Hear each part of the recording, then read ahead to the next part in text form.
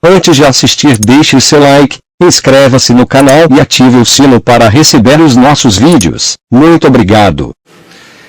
Nós já encaminhamos uma medida provisória a favor do Ministério da Saúde no valor da ordem de 9 bilhões e 500 milhões para ser utilizado pelo Ministério da Saúde.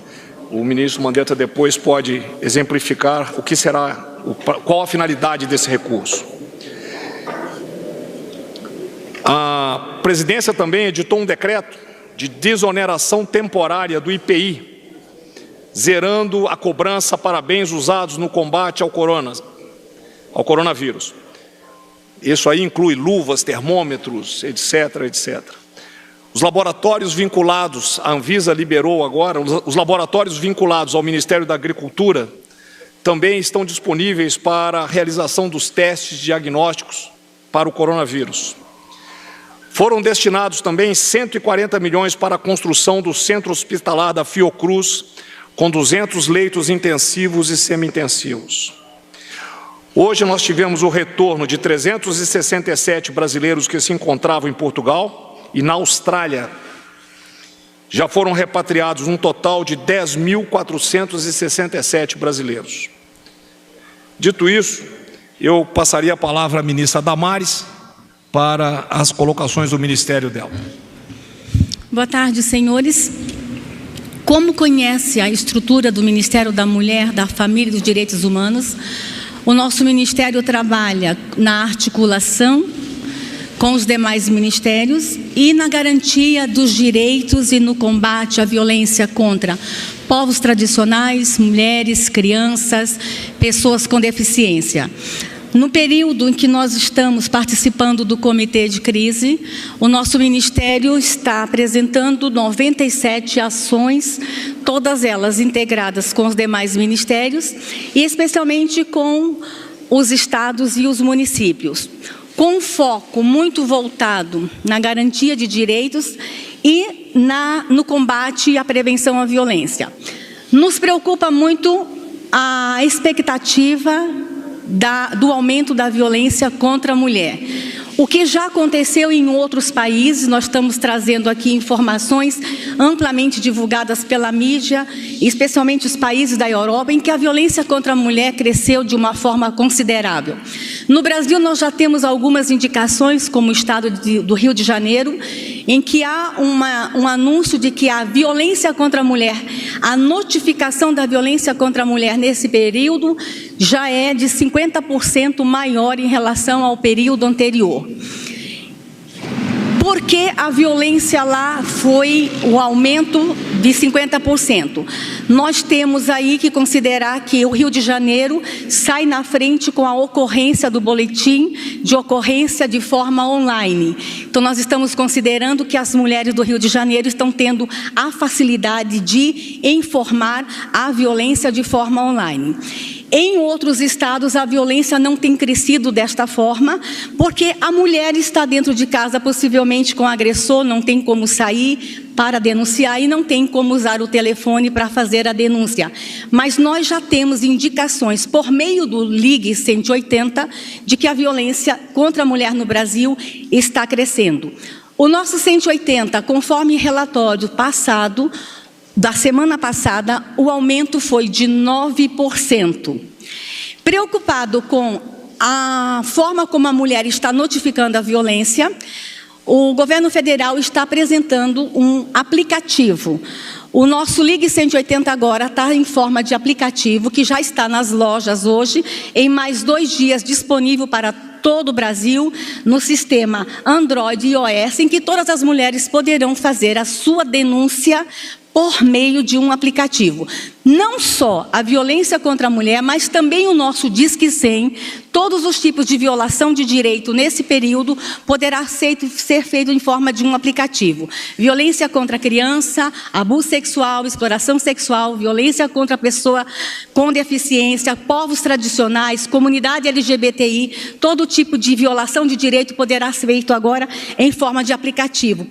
Acreditamos que dessa forma, a pessoa mesmo dentro de casa poderá ir para um cantinho, para um quarto, para o banheiro e poderá, mesmo estando sob o mesmo teto da pessoa agressora, poderá dessa forma também fazer a sua ocorrência de violação de direitos.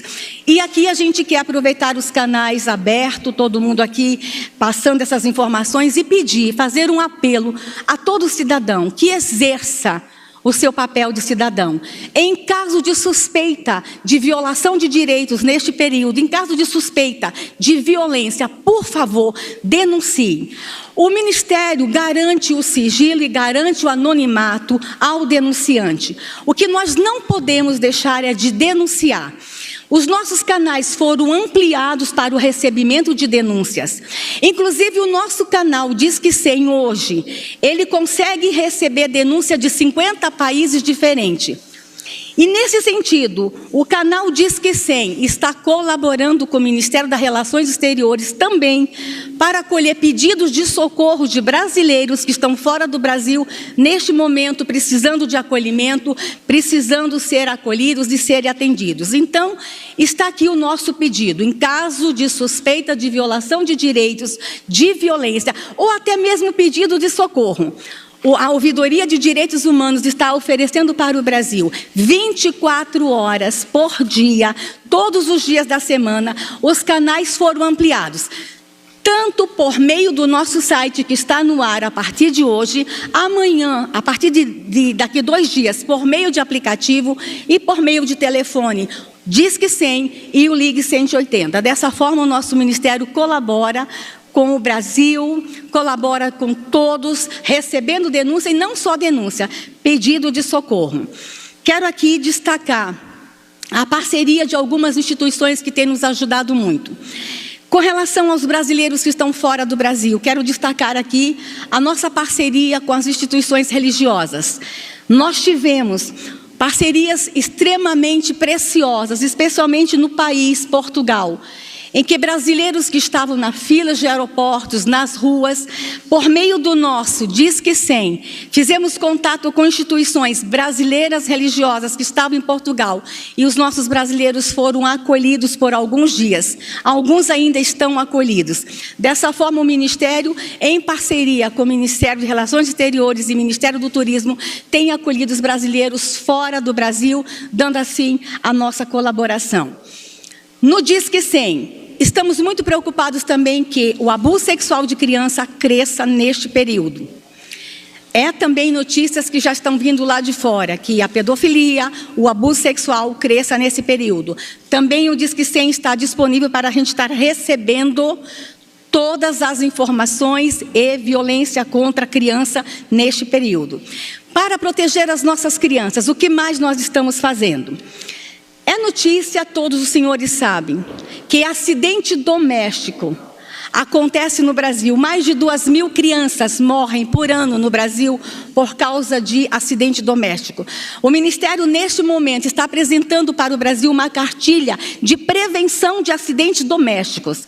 Nós estamos temendo que neste período, em que as crianças estão um período muito grande dentro de casa, brincando o tempo todo dentro de casa, nós estamos temendo que tenha um número maior também de acidentes domésticos.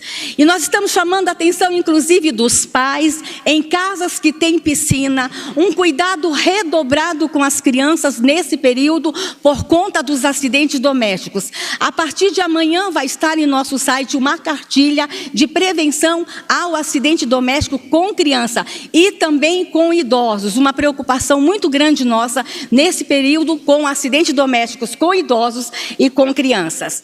Também para a proteção das crianças. Hoje, nós tivemos reunião com o Conselho Nacional de Justiça, o Ministério Público, para que os programas de apadrinhamento e famílias acolhedoras que já existem sejam incrementados. As pessoas que estão inscritas em programas de apadrinhamentos e famílias acolhedoras, que essas pessoas voltem para esses programas, as que já estão cadastradas, para que crianças que estão em abrigo sejam acolhidas por famílias acolhedoras, para a gente desafogar um pouco os abrigos, que essas crianças possam ter neste momento a oportunidade de estarem em famílias acolhedoras. Inúmeras iniciativas o nosso Ministério está tomando para a proteção da criança neste momento.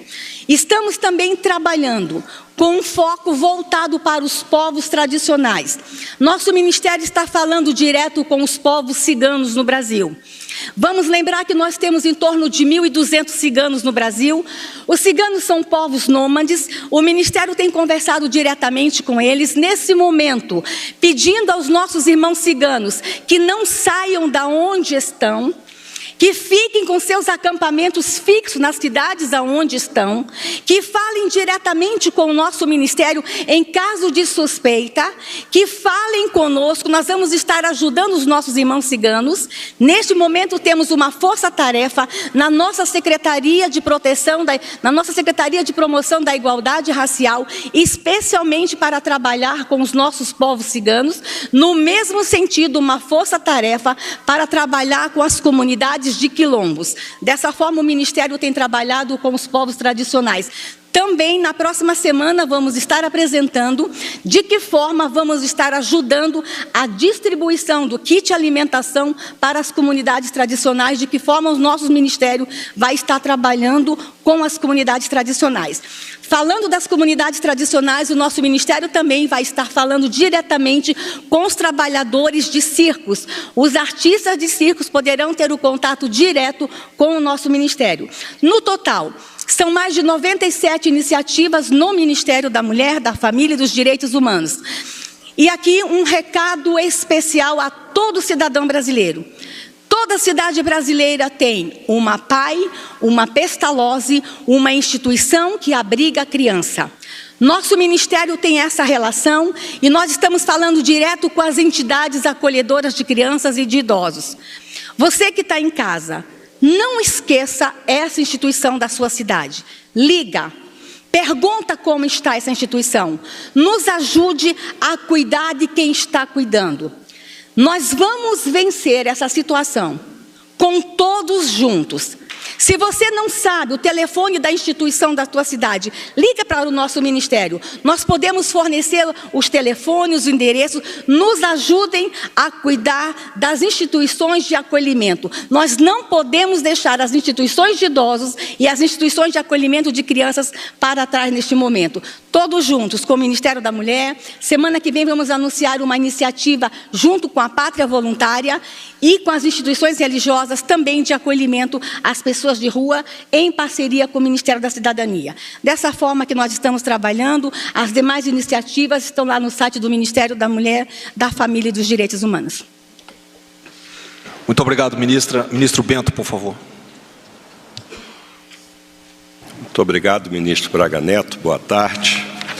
O Ministério de Minas e Energia ele vem trabalhando de forma coordenada com o restante do governo, com os demais ministérios, principalmente nas ações transversais, que são praticamente 90% delas.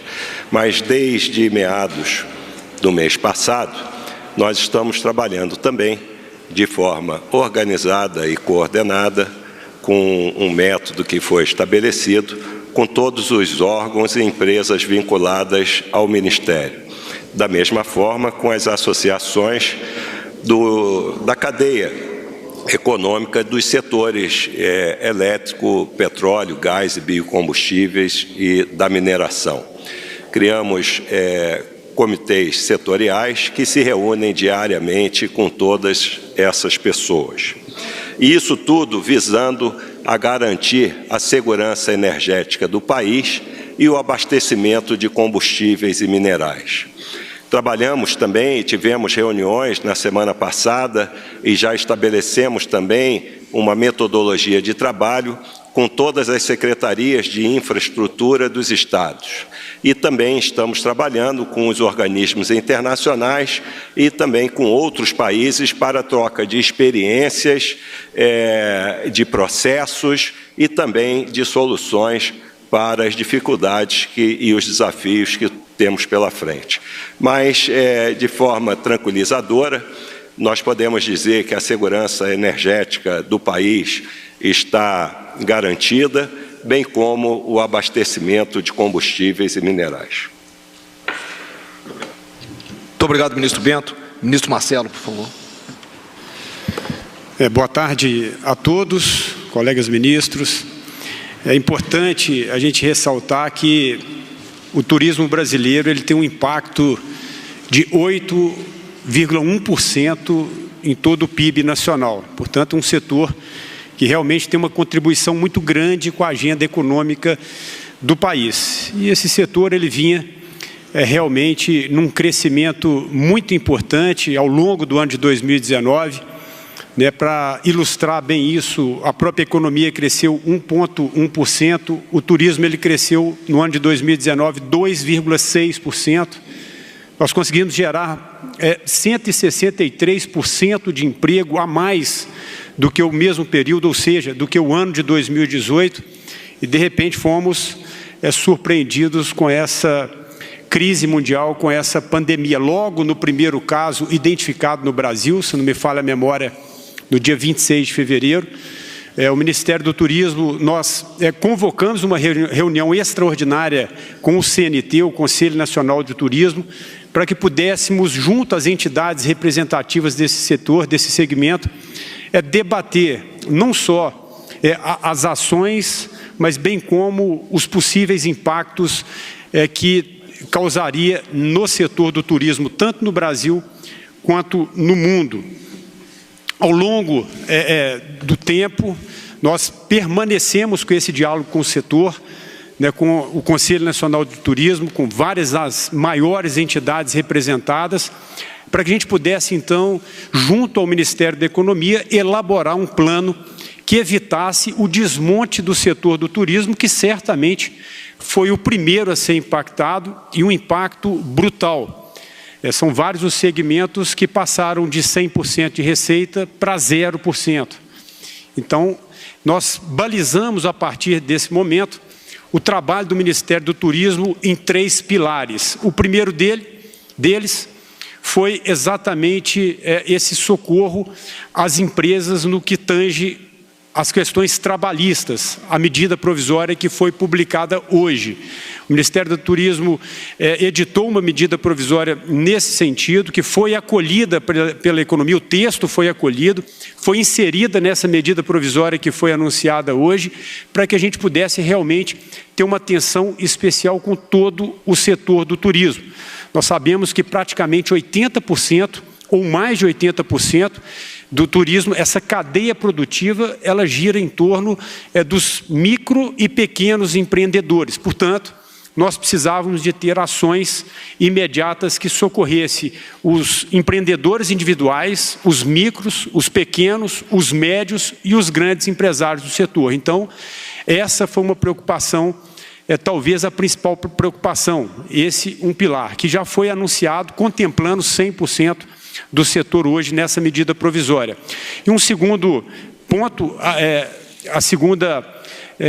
o segundo pilar foi exatamente na relação entre empresas e consumidores. E para isso, o Ministério do Turismo, junto ao Ministério da Justiça, nós elaboramos também uma medida provisória que já está no SEI, no sistema do governo federal, que prevê medidas que vão resguardar, obviamente, esse é o principal foco, resguardar 100% o direito dos consumidores, mas também de maneira que conseguíssemos preservar ou deixar de cobrar o reembolso imediato das empresas. Então, essa medida provisória ela vai desobrigar as empresas a fazer o reembolso imediato, mas também obrigando que essas empresas possam, num prazo máximo de 12 meses após a pandemia, elas façam na totalidade, na integralidade, sem custos adicionais ou multas, entregar esses serviços aos consumidores.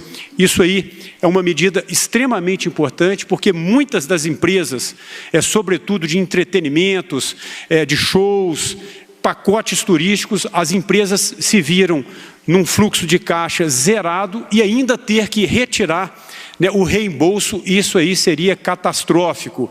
Então, visando o direito do consumidor preservado e também preservando a não quebra dessas empresas, para que essas empresas não quebrassem, preservando os empregos, essa medida provisória ela foi editada. E é importante aqui nós alertarmos a todas as empresas da cadeia produtiva do turismo, ou até mesmo fora do turismo também, que o Ministério da Justiça, através da Secretaria Nacional do Consumidor, a Senacom, ela disponibiliza hoje um site, que é o consumidor.gov.br, que permitem que essas empresas se cadastrem no site, que serve como uma câmara de conciliação diretamente com o consumidor. Isso aí é uma ação muito importante, nós já temos uma média de 80% de êxito nessas conciliações, e será uma ação muito importante para que os consumidores tenham acesso aos seus direitos também. Lembrando que esse site ele serve como uma câmara de conciliação sem ali qualquer mediador. Essa foi uma segunda medida de preocupação para que não houvesse uma judicialização em massa, para evitar que esses consumidores possam judicializar demandando as empresas. E um terceiro ponto, obviamente, que tem que ter uma atenção muito especial também, são com suporte financeiro, ou seja, as linhas de créditos oferecidos desde o empreendedor individual ao pequeno, ao micro, ao médio e ao grande empreendedor, sobretudo visando o capital de giro para que possamos, nesse período, vencer essa crise. Essa medida ela foi amplamente debatida, tanto com o BNDES quanto com a Caixa Econômica, ela já está formatada, será anunciada na próxima semana, e são medidas que visam ter uma clareza muito grande nas regras e também no acesso ao crédito. Obviamente, um crédito que tem que ser mais atrativo do ponto de vista de juros e também do ponto de vista de carências. Portanto, esses foram os principais focos do Ministério do Turismo para garantir a sobrevivência das empresas, o não desmonte desse setor. Em relação à cultura, nós também estamos estudando junto ao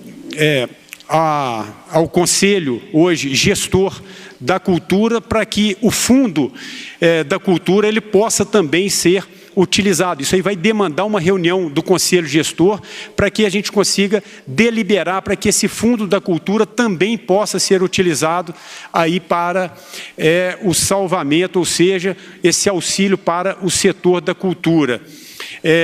E por último, a gente também participou de uma forma muito efetiva na questão da repatriação, formamos um grupo de trabalho junto ao Ministério de Relações Exteriores, o ministro Ernesto, obviamente o Ministério de Relações Exteriores coordenando todo esse processo, mas com uma efetividade de ações muito importante do Ministério do Turismo. Esse grupo de trabalho ele foi criado ali composto por também as empresas aéreas, a ANAC, para que a gente conseguisse num prazo mais breve possível, repatriar os 15 mil brasileiros que estavam fora do país. Os números hoje me parece que são 10 mil já repatriados e gira em torno aí de 5 mil brasileiros ainda com essa possibilidade de repatriação. Esse é um foco muito importante, é uma operação complexa, tem muitas variáveis girando em torno de fronteiras aéreas fechadas, isso aí tem que ser negociado com os governos locais, turistas que não tinham o bilhete de volta, ou pessoas que não tinham o bilhete de volta, aí envolve, obviamente, a contratação de voos charters para o Brasil, e essa ação ela vem sendo desenvolvida de uma forma também muito satisfatória. E quero também aqui anunciar uma preocupação do presidente Jair Bolsonaro com os profissionais de saúde, me disse isso há algum tempo e falei com o ministro Mandetta hoje, com o ministro Braga Neto, que dentro do COI, do Comitê de Operações, já está concluído um projeto visando atender essa preocupação do presidente Bolsonaro com os profissionais de saúde.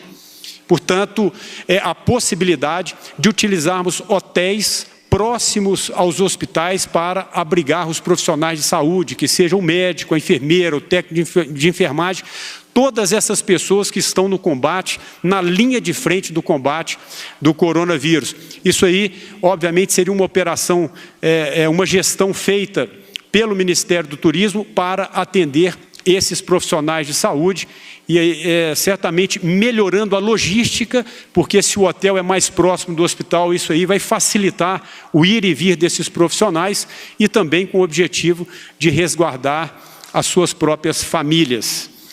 No mais, essas são as ações do Ministério do Turismo e o nosso objetivo é, junto ao setor do turismo, evitar esse desmonte e, muito pelo contrário, sairmos o mais inteiro possível dessa crise para que na retomada, essa crise mundial do turismo, na retomada o Brasil talvez esteja aí 1 ou 2 passos à frente de outros países e com isso certamente a gente vai ter uma eficiência melhor na retomada do turismo brasileiro. Muito obrigado a todos. Muito obrigado, ministro. Ministro Mandetta, por favor. Muito bem. Hoje, um dia de mais algumas medidas no intuito de organizar o sistema, de colocar o sistema num melhor equilíbrio. Nós conseguimos assinar ontem, que é uma promessa de entrega de 1 bilhão e 200 milhões, de 8 mil respiradores. Temos 30 dias para recebê-los. Vamos ver como é que vai se comportar o mercado nesses 30 dias. Algumas coisas, algumas pessoas, eu vi aqui de outras emissoras, que mandam perguntas que no final a gente acaba tendo que responder, mas que é pertinente, que é uma pergunta lá da Rede Globo, de algum jornalista, perguntando se nós não deveríamos ter feito isso antes. Eu já expliquei várias vezes. A partir do momento que a China anuncia o problema dos casos, logo na sequência ela fecha a exportação, ela produz somente para o mercado interno da China. Isso faz com que todo o mercado global, ela produz mais de 90% dos equipamentos que são adquiridos no mundo, o mercado global aguarde até que a questão de 15, 16 dias ela volta a abrir o mercado. Não se constrói uma indústria com matéria-prima, máquinas e rodagem com 15 dias, com 20 dias, com 30 dias. Às vezes isso leva um bom tempo para se fazer. Então, agora que o mercado chinês volta a produzir, ele tem que repor todo o estoque que deixou de ser utilizado nos primeiros 45 dias que ele não vendeu e mais repor o mercado. Nós ainda conseguimos, fomos um dos últimos países que conseguiu adquirir 40 milhões de unidades logo ali no apagar das luzes da interrupção do abastecimento. A compra de EPIs também firmamos contrato, também aguardamos para 30 dias de 200 milhões de unidades, vamos ver que vai se comportar. E nós estamos a partir de hoje, também no intuito de manter toda a transparência dos fatos, a partir de hoje no site do saude.gov.br/coronavírus, tem ali um ícone que você clica e você acompanha tudo que a União já remeteu, estado por estado, da federação de itemização que foi entregue. Porque tem muito governador, tem muito estado que às vezes fala, não recebi, eu recebi isso ou aquilo, então nós vamos abrir tudo. Nós vamos abrir 100% das informações para que vocês possam checar e ajudar a checar também lá na ponta. Esse final de semana teve estado pedindo para não mandar porque não tinha onde colocar. Eles estão super abastecidos com uma grande quantidade de itens e tem alguns que nós temos dificuldades. Hoje nós fizemos assinamos um termo de coordenação entre governo federal e ministérios públicos federal e estaduais das necessidades referentes ao enfrentamento dessa Covid.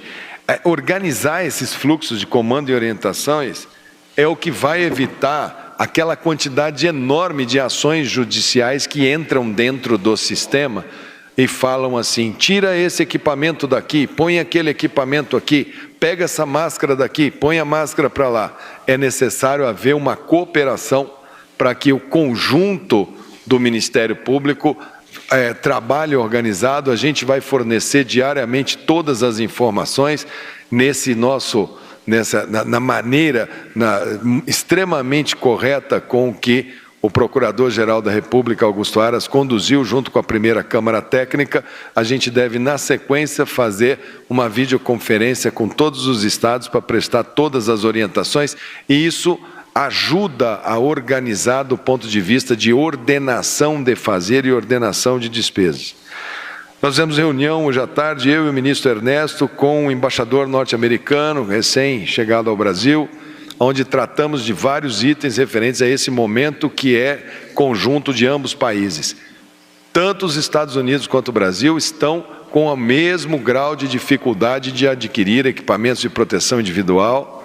Os dois países lá, eles têm mais casos que a gente, eles começaram mais tarde as medidas de contenção. Nós conseguimos, ainda estamos conseguindo, sabemos que temos total noção que teremos um aumento do número de casos, mas eles estão realmente com muita dificuldade em Nova York, na Califórnia e em outros estados. Então o Brasil pode colaborar com eles com algumas coisas.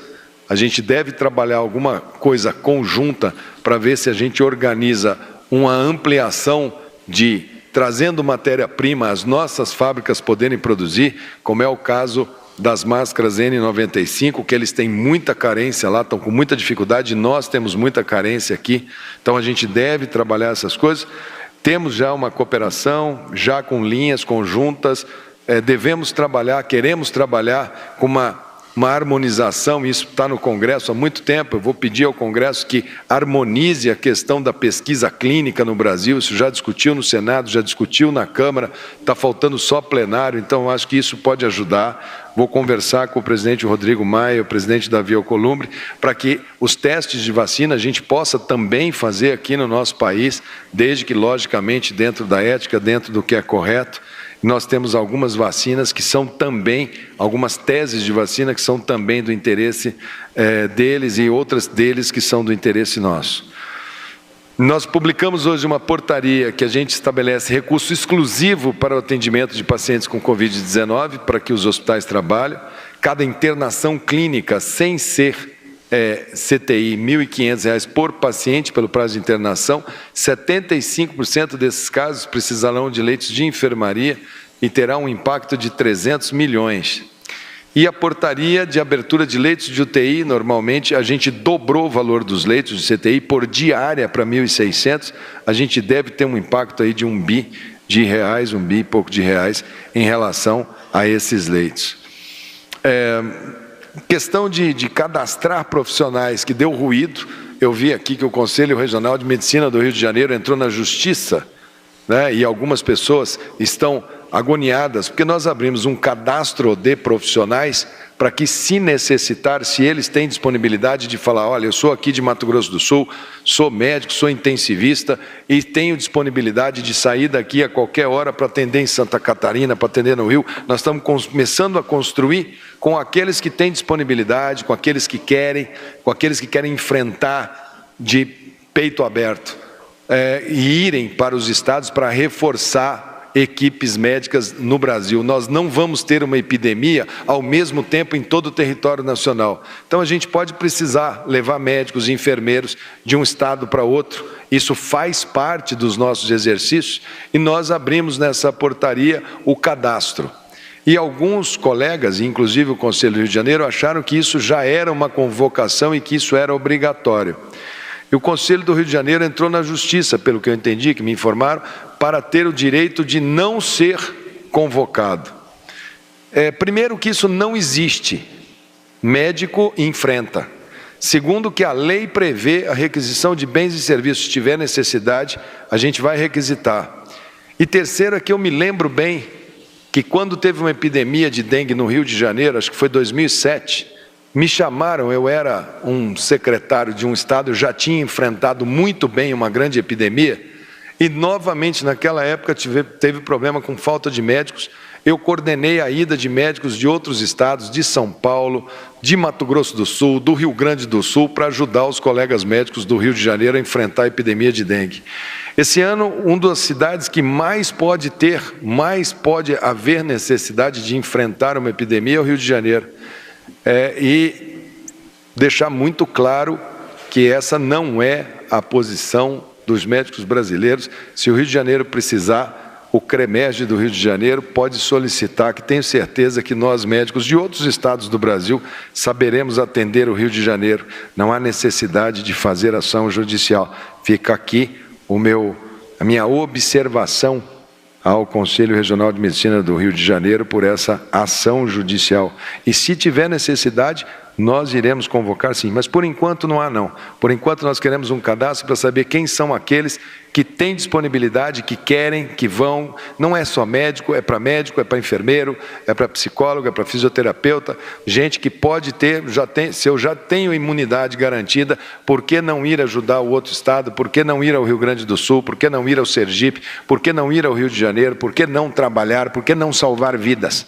Então, isso vamos deixar muito claro aqui, que isso é para ficar muito bem esclarecido.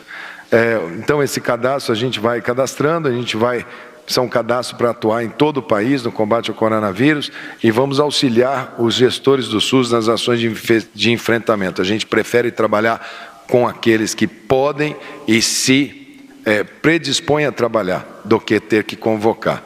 Nós vamos durar essa medida enquanto a emergência de saúde pública permanecer.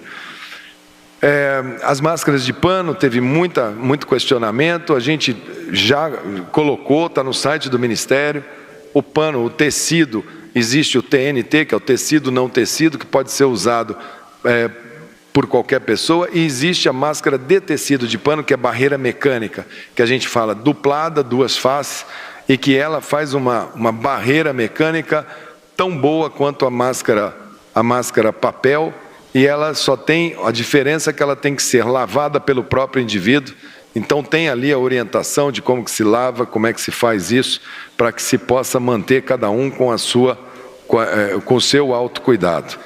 O painel de leitos e insumos, eu já falei, sendo lançado hoje. A notícia boa hoje é que o primeiro trabalho científico que foi publicado sobre a cloroquina, hidroxicloroquina, no New England, ele mostra algumas boas aplicações. A ciência começa a achar o caminho. Esse paper não passou por nenhuma revisão, ele é pequeno, são só 62 casos. Nós acompanhamos esse grupo desde o início de fevereiro, 62 pacientes. Esse paper não passou por o que a gente passa normalmente para publicar na ciência, é que a gente bombardeia os trabalhos para ver falhas antes de publicar. Então ele foi publicado com um asterisco que ele não foi bombardeado por outros trabalhos, ele pode eventualmente, ao ser questionado, testado, ele pode não manter aquela performance, mas já é um caminho, já é algo que a gente tem no nosso horizonte. Hoje à noite já tem call, já tem conferência com o nosso comitê de especialistas, com o Conselho Federal de Medicina, aonde a gente vai vendo passo a passo, com segurança, sem achismos, nós iremos pela ciência, pelas publicações, nós iremos gradativamente encontrar as melhores soluções. O calendário de vacinação, que é a última informação que eu vou passar para vocês. Normalmente a gente tinha professores de escolas públicas e privadas como parte do segundo grupo de vacinas. E o intuito era não ter falta às aulas por gripe dos professores. Como nós estamos com todas as escolas paralisadas, nós invertemos e passamos o pessoal da segurança para ser nessa segunda etapa, junto com os serviços essenciais. Então, isso já vai de nota técnica para todos os estados, o que deve trazer também uma boa performance aí para o nosso pessoal de segurança, presídios, população carcerária, enfim, locais onde a gente possa ter um grande número de pessoas contaminadas. Acho que, em termos de notícias do Ministério, hoje são essas as principais. Muito obrigado, ministro Mandetta. Coletiva de imprensa. Primeira pergunta, Tiago Nolasco, TV Record. Ministros, boa tarde a todos. Minha pergunta é para o ministro Mandetta. Ministro, eu acho que, por informações, né, já da Organização Mundial da Saúde, do Ministério da Saúde, está claro que o isolamento é o recomendado neste momento, é o que evita dos hospitais ficarem sobrecarregados. Mas a gente já está aí com 20 dias, né, quase, de isolamento nas maiores cidades do país, com um horizonte aí de 30, 40, até 60 dias de isolamento, e a gente tem uma massa de brasileiros aí que está em dificuldades, brasileiros que não estão conseguindo pagar as contas, brasileiros que não estão conseguindo levar alimentos para casa. O que o senhor pode dizer para essas pessoas? Bom, primeiro que nós temos um quadro que é desafiador para todos. Não tem desafio nesse quadro. Não, esse quadro não é bom para ninguém. Não tem ninguém beneficiado com esse quadro. Ele é ruim para todos nós. Não, ninguém mais do que nós queremos que isso daí se resolva de uma maneira rápida, que torça para a ciência, para achar uma vacina, para encontrar um remédio. Nós estamos trabalhando todos 24 horas por dia. O governo vem trabalhando intensamente num manejo social, que a gente chama que é o impacto social. O Brasil é proporcionalmente um dos países que mais está fazendo um colchão de proteção no mundo. A burocracia, a demora das coisas chegarem, que não é culpa de A ou de B, isso é uma discussão que nós vamos ter após esse período. Nós vamos ter que imaginar como que será o funcionamento do nosso país numa situação de calamidade pública, já que a rotina, as obrigações da lei nos amarram muito para que as coisas cheguem rápida na ponta. Mas eu creio que chegando e as pessoas percebendo que tem chegado o auxílio, um plano mais próximo do cidadão que está chegando, isso daqui é o governo chegando, o sistema alargando, a gente tendo uma melhor capacidade de abastecimento, que hoje nos diálogos que a gente acredita que vai ter. A gente consegue ir compatibilizando estados que a gente pode andar mais, cidades que a gente pode andar mais, cidades que a gente vai ter que segurar um pouco mais. Isso a gente vai ter que ir regulando como quem regula um fluxo. Nós não somos um país pequenininho, como a Grécia, como Portugal, que não tem nem como fazer divisões. Nós somos o próprio continente. Então nós estamos trabalhando para achar a nossa métrica. E nós estamos trabalhando todos com o mesmo diapasão. Nós não falamos aqui de quarentena horizontal nem vertical, nós falamos de dinâmica social que a gente pode acelerar um pouco, pode diminuir um pouco, e um colchão de proteção social muito extenso. Todos os dias vocês estão ouvindo aqui, hoje ouviram a ministra Damares, ouviram o ministro Onyx, ouviram hoje o ministro Marcelo, estão ouvindo o ministro Bento, todo o governo fazendo ações de proteção para empresariado, para manutenção do emprego, voucher, recursos para a saúde. A gente está lutando com as armas que a gente tem e vamos dosando. Se na saúde a gente achar, opa, aqui está passando muito, aqui vai ter que segurar. O que nós queremos dizer é, faremos todo o nosso possível dentro de planejamento, técnica e o melhor para dar o equilíbrio entre a saúde e a economia das pessoas. Obrigado. Próxima pergunta. Luciana Lima, Metrópolis.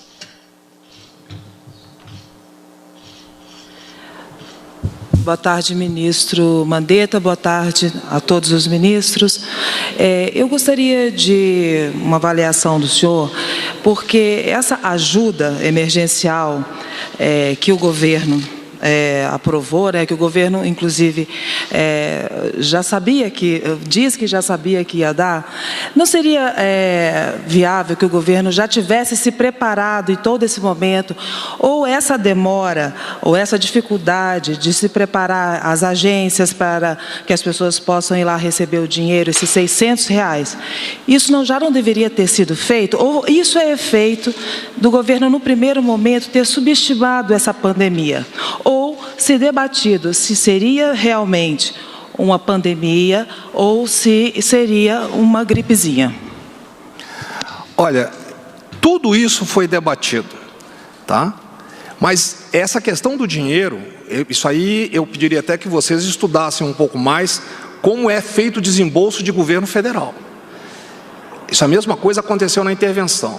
Iniciou a intervenção, no dia seguinte me cobravam um resultado da intervenção. O recurso foi disponibilizado, tá? Foi tomada a decisão, sempre assessorado pelo Ministério da Saúde e pelos outros ministérios, isso foi acompanhado, só que existe um rito que tem que ser observado, senão nós entramos numa série de responsabilidades que vão para os CPFs, eu não estou falando das lideranças, dos técnicos, de todos aqueles que estão envolvidos no processo.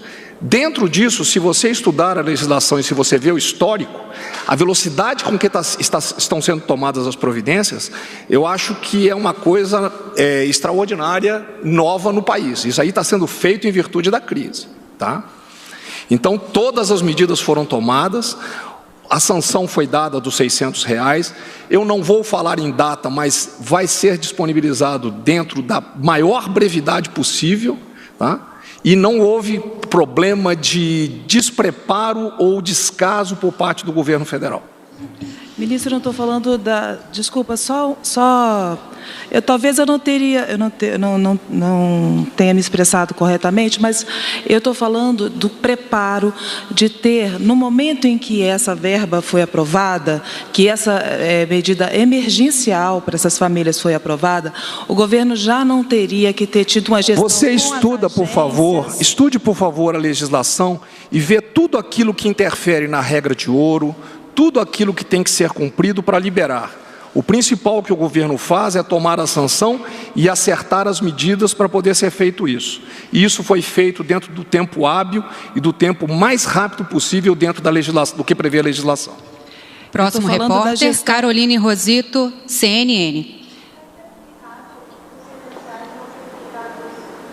Por favor, a pergunta só no microfone, por gentileza, estamos ao vivo. Caroline Rosito, os R$600 foram sancionados ontem, simplesmente em virtude do rito que tem que ser feito, porque o técnico tem que estar amparado também na hora que é feito. A publicação está saindo hoje, se já não saiu. Boa tarde, ministros. O presidente Jair Bolsonaro falou agora há pouco na chegada do Palácio da Alvorada com alguns apoiadores e afirmou o seguinte, que desconhece qualquer hospital que esteja lotado. Deu um exemplo do Rio de Janeiro, dizendo que tem 200 leitos e só 12 ocupados. Os senhores acham, principalmente o ministro da Saúde, que essa declaração do presidente vai no sentido oposto do que tem feito o Ministério em instalar hospitais de campanha, por exemplo, nas cidades? Obrigada. Não, acho que o presidente está constatando uma coisa muito boa, que nós estamos conseguindo evitar que eles estejam superlotados. A partir do momento que eles não estão superlotados, é uma constatação muito positiva, muito boa. A gente espera que eles fiquem assim durante todo o período. Agora, eu já disse aqui ontem, e vejo isso, às vezes, as pessoas me cobrando. Hoje nós temos que cuidar do estoque, da infraestrutura desse sistema. Se esse sistema trabalhar a toque de marcha, ele pode, se esse mercado não tiver regularizado, a gente pode ter problema ali na frente. Hoje a gente está trabalhando muito, olhando além da doença coronavírus, olhando a doença ou a saúde do próprio sistema de saúde. Mas fico muito feliz do presidente estar constatando que as medidas estão conseguindo segurar uma espiral de casos. E se é no Rio de Janeiro, fico até mais confortado, porque lá tem quase 4 milhões de pessoas em área de exclusão social. Próxima pergunta. Jornal do Comércio, repórter Romualdo de Souza. Boa tarde, ministros. Por gentileza, ministro do Turismo.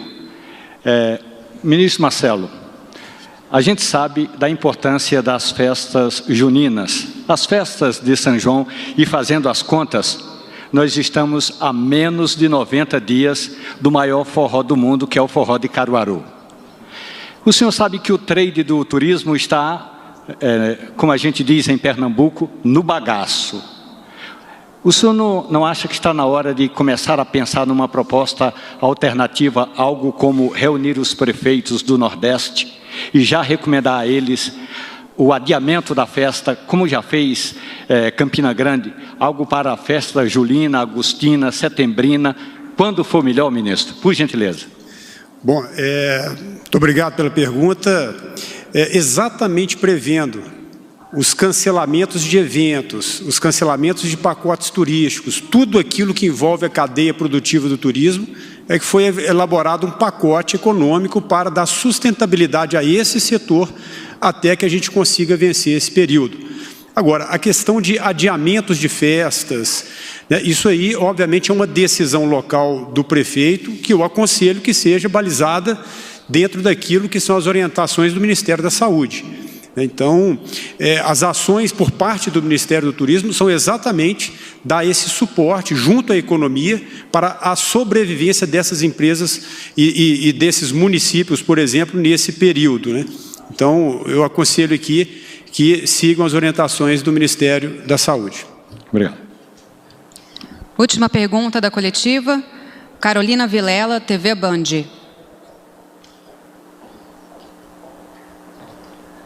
Ministros, boa tarde, boa noite já, né?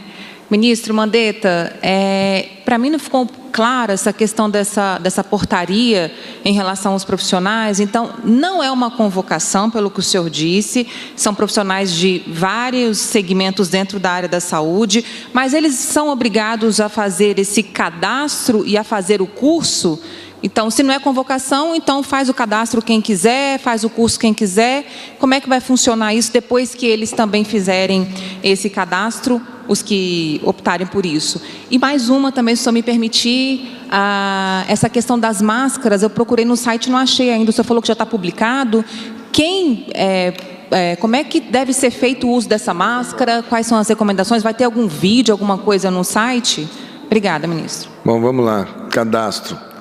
Primeiro, a gente tem, por parte dos conselhos, para todos os profissionais, a disponibilidade e os conselhos de enfermagem, de fisioterapia, de medicina, oferecendo cursos à distância, capacitação à distância, utilização de EPI, como colocar, como tirar. A gente sabe que muitos, às vezes, se contaminam na hora de tirar o EPI, na hora de fazer a dispensação, na hora de colocar. Então, uma capacitação específica sobre isso, que está aberta para todos, de uma maneira geral.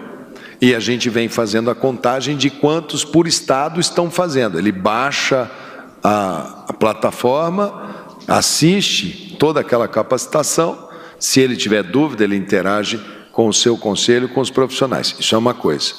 A outra coisa que foi aberta é, se você é médico, enfermeiro, psicólogo, fisioterapeuta, essas profissões que são da saúde, se você entende que você pode sair da sua cidade para ir atender em outra cidade a qualquer momento, se você está rígido, se você está bem de saúde, se você, enfim, se você entende que você está apto a fazer, vai o Ministério da Saúde saber que você, num determinado lugar, num determinado momento, pode fazer parte de uma força-tarefa, de uma força para pontualmente entrar num lugar, ajudar a organizar, porque quando se começa, uma das preocupações que a gente tem é com recursos humanos. O que aconteceu na Itália?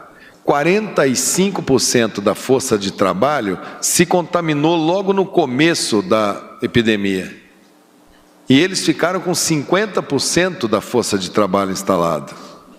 As pessoas ficam 2 semanas até se recuperarem desta virose. Grande maioria das pessoas que tem sintoma, mas levam 7 dias, 5 dias, 10 dias, 12 dias, até 14 dias para se recuperar, para voltar ao trabalho. Então, sempre você tem a primeira onda, o sistema sofre. Por isso que a gente fala, começa com os jovens, porque o jovem recupera mais rápido, ele volta mais rápido e pode ser que você não precise. Mas na eventualidade de precisar, o gestor vai se organizar na sua própria cidade, ele vai convocar, ele vai chamar, ele vai remanejar, e se a gente passar por isso sem precisar... Agora, e se tivermos situação do gráfico agudo e de uma cidade como o próprio Rio de Janeiro, como o próprio São Paulo, Brasília, Ceará, isso acontecer ao mesmo tempo em vários lugares. Poderemos falar assim, olha, temos pessoas que podem trabalhar e que estão, sei lá, em Cuiabá, estão em Brasília, estão em, não sei, Ribeirão Preto, posso deslocar para lá? Posso. Como que seria essa disponibilidade? Quer dizer, o governo federal está dizendo assim, se for o caso, eu vou, busco, ponho no avião, levo, ponho no hotel, pago. Estou dizendo isso para quem quer enfrentar. Ponto. Agora, quando entra e fala assim, o CREMEG entra contra a convocação. Primeiro que não é uma convocação e não é obrigatório. Agora, é bom ele entrar porque mesmo que fosse se for uma convocação, é previsto em lei que pode sim convocar. Ponto. Não é discutido isso. Até é bom que entre, que é para ficar pacificado. E o que eu falei assim, que me chama muita atenção, que uma das cidades que mais pode eventualmente precisar receber é exatamente o Rio de Janeiro. E é exatamente o Conselho de Medicina do Rio de Janeiro que faz esse movimento. Quer dizer, uma coisa, como eu estava chegando aqui, eu olhei e falei, nossa, mas será? Né? Mas como eu sou formado lá e conheço muita gente lá, acho que provavelmente isso deve ter sido mal compreendido, mal entendido lá pelo CREMEG, e se eles tiverem alguma dúvida, as portas do Ministério da Saúde estão abertas para esclarecê-las. Ministro, desculpa, em relação às máscaras? Máscara, gente, máscara de pano ou máscara comunitária, isso não tem muita regra. Eu posso colocar ali uma sugestão, uma coisa básica, mas o que é? Você pode fazer uma máscara barreira tecido, você pode usar o tecido grosso, você não precisa ir para especificações técnicas, tem que ser o tecido A, B ou C. O que a gente usa com mais propriedade nos ambientes de saúde é o TNT, que é o tecido não tecido. Tem lá TNT 75. Ele é tecido, ele é grosso. É basicamente o mesmo polímero dessa máquina, desse papel fininho, fininho, fininho. É basicamente a mesma coisa. Essa fininha, fininha, fininha é mais confortável, mas é basicamente a mesma coisa. Mas se a gente usar uma máscara tecido, pano, camada dupla, pode ser, sei lá, gabardine, o tecido que for, e você utilizar para si próprio, isso não é compartilhado. Se você tiver a sua e você lavar com sabão, com esses produtos de limpeza de roupa, esfregar na mão, se for o caso, uma água sanitária, um hipoclorito, do mesmo modo que quando você lava a sua mão, você mata vírus, se você deixar aquilo ali 10 minutos, 20 minutos de molho, você mata absolutamente tudo. Você põe para secar e você nunca compartilha, você nunca dá para outra pessoa. Então, se você está na rua, se você é motorista, se você está trabalhando num local que você tem algum receio, alguma coisa, use a sua, faça a sua. Ela é simples, é de dar laço aqui, não tem nenhuma coisa sofisticada. Eu usei esse tipo de máscara, eu acho que eu tenho 31 anos de formado, eu acho que durante 20 anos da minha vida eu abri tórax, coração, abdômen, todas as cirurgias que eu fiz na minha vida, eu fiz com gorro de pano, máscara de pano, avental de pano.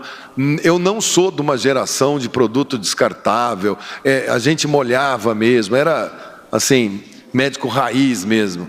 Então, nós não temos dificuldade nenhuma de usar, nós sabemos como é que usa, isso nunca foi um problema.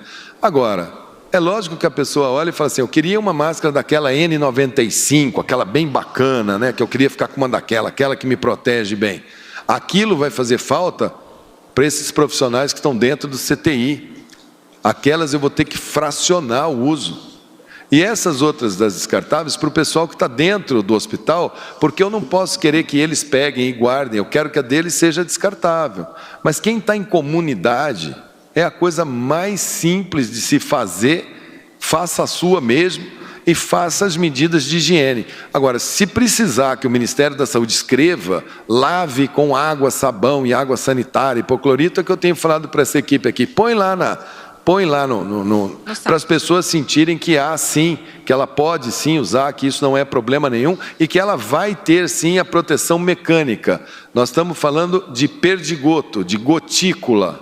Quando você põe uma barreira, você já não elimina a gotícula e se vem de lá para cá, ela segura também como barreira. Se ela ficar úmida, ela tem que ser trocada. Então, cada 1 hora, 2 horas, você tem que trocar. É o mesmo tempo que você tem que trocar a de papel também. Então, a diferença é que essa, quando você trocar, você vai pôr ela num saquinho, vai guardar. Quando você chegar em casa, você vai lavar com alguma substância que seja uma substância de limpeza. Não tem nenhuma ciência nisso, não tem nada que não seja aquilo que nós já sabemos. E nós vamos estimular, sim, que a indústria têxtil e que as indústrias, que os industriais, enfim, que o pessoal que quer ativar a economia, que eles produzam, que eles coloquem isso com uma grande capilaridade, porque se nós estamos tendo dificuldade com as máscaras de papel, imagina para você acionar essa economia e você querer que as pessoas usem máscaras hospitalares. Então, o que é hospitalar? Deixar para o hospital, e o que é comunitário? Você ter essa opção que você pode usar muito bem, fazer a proteção muito bem e deixar e colaborar para que o sistema possa ter seu ponto de equilíbrio. Obrigada. Está encerrada a coletiva de imprensa. Só uma notícia para os senhores. Eu recebi aqui agora, o presidente da República acabou de liberar a medida provisória do Fundo de Participação dos Municípios e Fundo de Participação dos Estados. Então, muito obrigado a todos. Lembrando que agora o Ministério da Saúde vai fazer uma apresentação técnica da pastas.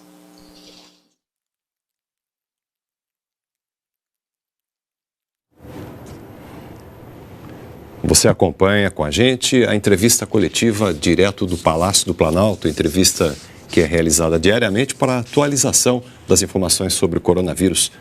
Na primeira etapa da entrevista de hoje, tivemos a presença do ministro da Saúde, Luiz Henrique Mandetta, do ministro-chefe da Casa Civil, general Braga Neto. Participou também a ministra Damares Alves, ministra da Mulher, Família e Direitos Humanos, ministro do Turismo, Álvaro Antônio, e ministro de Minas e Energia, Bento Albuquerque. Na sequência, o Ministério da Saúde faz a atualização das informações técnicas sobre o coronavírus com a participação do ministro da Saúde, Luiz Henrique Mandetta, também do secretário de Vigilância em Saúde, o Anderson Kleber de Oliveira, e do secretário executivo do Ministério da Saúde, João Gabardo dos Reis. Essa parte você acompanha agora com a gente pelas redes sociais.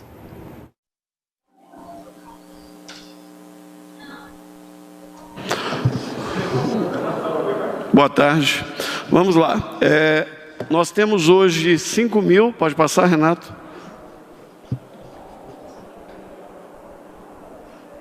Por que não deixa isso pronto antes? Não gosta? A coluna está que dói. Hã? Não, está doendo demais nisso. Eu não tive tempo de ir ao médico.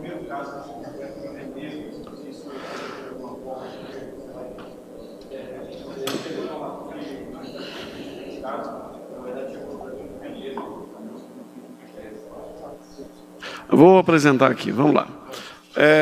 Olha só, 7.919... Nós temos no total 7.910 casos no Brasil, 299 óbitos, 3,8 de taxa de letalidade. Os números estarão lá no painel. Pode passar. Essa é a distribuição, mostrando ainda uma concentração de casos confirmados na região sul-sudeste, principalmente sudeste, com um pedaço no Ceará e já observando uma frequência maior em outros lugares. Os óbitos ainda mais na região nordeste, na região sudeste. Tivemos 16% de incremento em relação ao total, comparado até o último dia. São 1.076 casos informados nas últimas 24 horas. Pode passar, Renato. 58 óbitos informados nas últimas 24 horas, 24% de incremento, são 58, pode passar. 3,7 a taxa de incidência Brasil, São Paulo, Ceará e Distrito Federal, com maior frequência, pode passar. Óbitos, pode passar. Dos 299 óbitos, 256 já estão com a investigação concluída. Temos ali aquele verde mais claro, mostrando que ainda esses números estão oscilando, estão sendo encerrados. 89% acima de 60 anos, o padrão vem se mantendo. São 227 acima de 60, 18 de 40 a 59, e 10 de 30 a 39. Na próxima a gente fragmenta um pouco mais essas categorias. Grupo de risco são 85%, com pelo menos um fator de risco. 39 ou 15% não apresentam comorbidades. Cardiopatia é a mais frequente. mais frequente entre as pessoas com 60 anos ou mais, e diabetes é a mais frequente entre aqueles com menos de 60 anos, mas ainda mostrando que há uma incidência, uma prevalência pequena de casos de doenças crônicas entre os casos incidentes. Pode passar? Hospitalizações.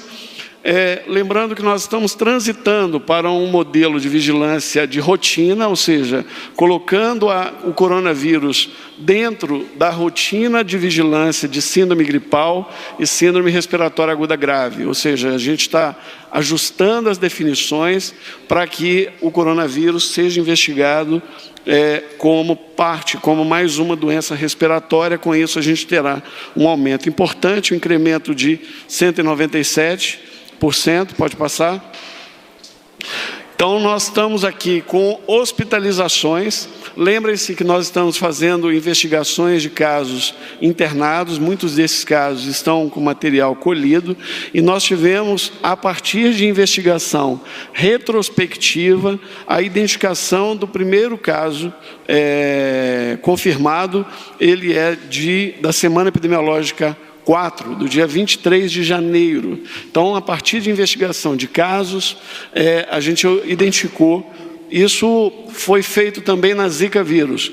Nós fizemos investigação do Zika vírus, inicialmente achávamos que os primeiros casos eram de abril de 2015, depois, um ano depois, com investigação retrospectiva, verificamos que tinha casos de Zika vírus identificado em banco de sangue na região amazônica desde abril de 2014. Isso agora é para demonstrar que as equipes nos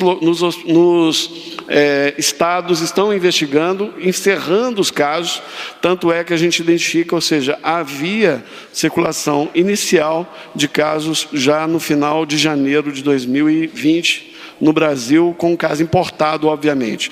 Esse caso agora está sendo mais investigado, mas o resultado laboratorial é PCR, não tem dúvida que é um caso confirmado. São por favor, só volte rapidamente. Então, são 1.587 casos confirmados entre todos os casos de síndrome respiratória aguda grave que foram internados. Foram 23.999. Pode passar? 48% das hospitalizações por esdrague ocorreram em São Paulo, 83% delas com confirmação para o Covid ocorreram em São Paulo. Pode passar? Aqui é para mostrar a distribuição dos casos de síndrome respiratória aguda grave, segundo o agente etiológico, desde o ano passado até este ano, mostrando a frequência. Nós tivemos no ano passado o pico da curva na semana 21 e 22 ali, do ano 2020, e estamos agora ainda na semana 13, com dados até a semana 13. Então, obviamente, nós teremos circulação de vírus respiratórios, influenza sincicial respiratório, metapneumovírus, bocavírus, entre outros. Então, é natural que a gente ainda esteja no começo da sazonalidade de uma série temporal diferente. Aqui é mostrando a sequência temporal dos casos desde janeiro, mostrando ali o gráfico verde, os casos de síndrome respiratória aguda grave de 2020, e esse amarelo é o do ano de 2016, que foi também puxado por São Paulo. No ano de 2016, houve um aumento muito grande de internações. Pode passar? E aqui nós fizemos um cadastro, tanto para pessoa física como pessoa jurídica, para cadastramento das pessoas que querem colaborar nas diversas áreas do conhecimento, tanto empresas quanto pessoas jurídicas. A gente fez esse cadastro para subsidiar, porque a demanda, o volume de pessoas querendo contribuir é muito grande, de áreas diferentes, e esse é um trabalho do Centro de Operação de Emergência para organizar um pouco melhor como que as pessoas podem se cadastrar. É o endereço bit.ly/colabora coronavírus. Então, as pessoas que têm interesse em contribuir, a gente vai poder auxiliar os estados para que eles possam usufruir desses colaboradores da melhor maneira possível. Pode passar, Renato? Basicamente é isso, ministro.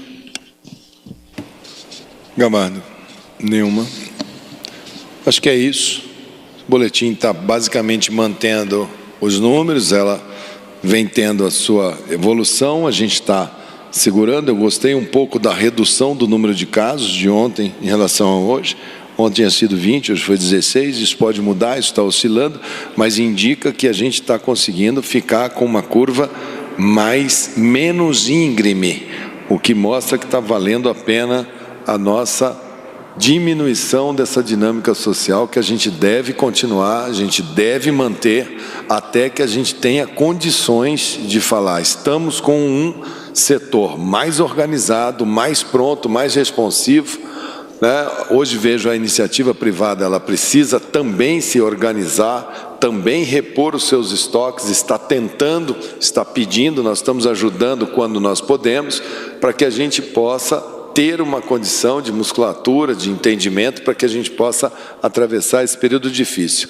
Hoje foi dado início à construção de uma primeira unidade de campanha por solicitação do governador Ronaldo Caiado, no entorno de Brasília, pelo fato do entorno estar junto de Brasília e Brasília estar com aqueles índices e o entorno ter níveis muito baixos de cobertura hospitalar. Então, nós vamos atender, o governo federal vai entregar a unidade de campanha construída, nós pretendemos fazer disso a planta piloto, a unidade piloto, para medirmos qual é o tempo, qual é o custo, quais são as melhorias que precisam ser feitas, para que a gente possa ter esta metodologia pronta para eventualmente auxiliar os estados que eventualmente necessitem de reforço nas suas estruturas. Eu acho que a gente vai com isso demonstrando que o setor está se organizando, está ficando com maior capacidade de resposta. Todos os dias eu vejo iniciativas dos governadores e dos prefeitos de se organizarem. A sociedade tem colaborado, falta o mercado dar uma organizada, nos dá mais confiança para podermos ter uma dinâmica social melhor equilibrada. No momento, a gente continua trabalhando e pedindo para vocês que contribuam, ajudem, que a gente está no caminho certo, o nosso sistema vai ficar mais forte. Esse artigo hoje do New England, ele abre uma possibilidade de usarmos um medicamento de uma maneira vamos experimentar um pouco mais agora, vamos abrir um pouco mais para uma segunda leva de pacientes. Enfim, a gente vai entendendo melhor o vírus, vai entendendo a fisiopatologia. A China praticamente ficou sozinha. Todos os trabalhos científicos são oriundos somente da medicina chinesa. Agora é que a gente vai começar a ver papéis científicos, interpretação de academias que historicamente têm uma excelente performance com vírus, como são os ingleses, os americanos, os canadenses, os suecos, estão todos agora com esta doença nos seus territórios, nós também, e agora nós vamos começar a produzir uma quantidade de conhecimento e a gente espera poder dar boas notícias por parte da ciência.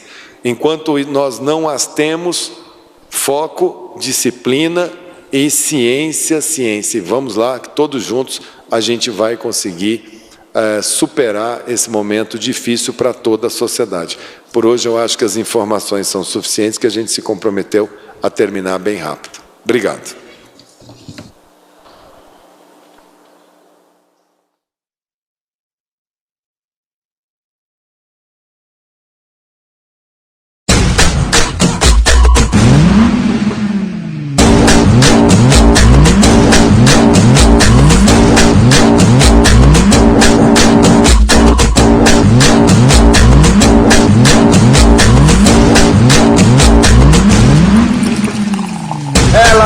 Anda de Ferrari, coisa igual nunca se viu. A bolsa dela da Chanel vale mais de 20 mil. Ela é celebridade, tem jatinho, tem iate, e nos finais de semana curte um funk na boate. O perfume dela é índio, mano, ela só porta grife, e as amiguinhas dela é só gata de elite. Camarote, área VIP, ela fica à vontade, manda descer a champanhe e faz festa de verdade. Ela é celebridade, tem jatinho, tem iate, e desfila de Ferrari. Ela é ela é celebridade. Ela adora uma night, ela só vive na vibe e desfila de Ferrari.